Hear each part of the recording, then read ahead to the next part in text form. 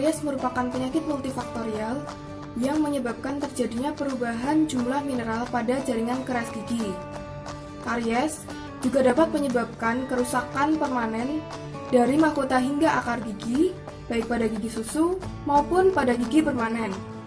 Kasus karies pada akar gigi juga banyak terjadi pada lansia dan menjadi penyebab utama terjadinya kehilangan gigi. Karies akar gigi ditandai dengan penyebaran kuman secara cepat di sisi-sisi dan ketidaknormalan cenderung terjadi di tempat yang sama meskipun terbukanya gusi terus berlanjut dan perkembangannya pun lambat. Karies akar gigi sering tidak disertai dengan rasa ngilu, maka dari itu kasus ini sering dijumpai dengan keadaan yang sudah parah dan membutuhkan perawatan saluran akar atau bahkan gigi patah. Menurut WHO, terdapat 4 faktor utama yang dapat menyebabkan terjadinya karies. Yang pertama, adanya bakteri kariogenik atau bakteri penyebab karies pada rongga mulut. Yang kedua, adanya zat karbohidrat sisa yang akan terfermentasi menjadi asam pada rongga mulut. Yang ketiga, kondisi gigi geligi yang rentan terhadap karies. Yang keempat, waktu saat terjadinya fermentasi asam.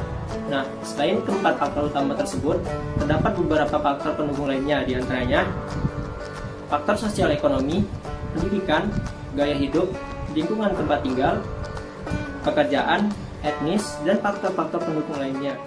Adapun faktor penyebab terjadinya karies pada lansia antara lain, yang pertama, nutrisi yang dikonsumsi. Kemudian yang kedua, akumulasi plak bakteri pada rongga mulut. Dan yang terakhir, dan juga merupakan faktor paling utama, adalah kondisi rongga mulut yang kering. Hal ini disebabkan karena semakin meningkatnya usia, maka produksi air liur juga semakin berkurang.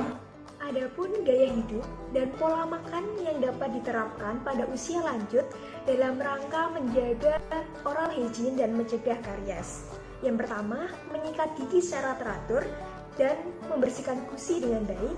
Yang kedua, mengontrol pola makan dengan cara menghindari makanan-makanan yang mengandung banyak gula atau makanan manis. Yang ketiga, mengkonsultasikan kondisi gigi dan mulut kepada dokter gigi yang ada di klinik, di puskesmas maupun di rumah sakit setiap 6 bulan sekali. Dan yang keempat, rutin mengikuti penyuluhan mengenai kesehatan gigi dan mulut.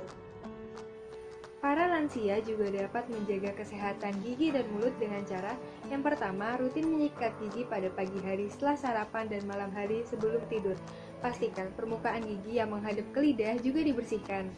Yang kedua, bagi para lansia yang telah kehilangan semua giginya dapat membersihkan rongga mulut dengan cara menggosokkan gusi dengan kapas yang telah dicelupkan pada air hangat agar terhindar dari penumpukan bakteri dan jamur. Yang ketiga, kurangi konsumsi makanan yang manis-manis yang dapat merusak gigi. Yang keempat, rutin melakukan kunjungan ke dokter gigi selama 6 bulan sekali untuk konsultasi kesehatan gigi dan mulut.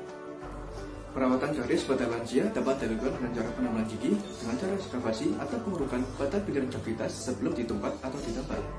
Untuk lebih detailnya juga tergantung bagaimana kedalaman lesi karies itu sendiri, serta lebih ditekankan dan diusahakan pada upaya-upaya preventif karena karies pada lansia dapat terjadi kembali atau bersifat rekuren.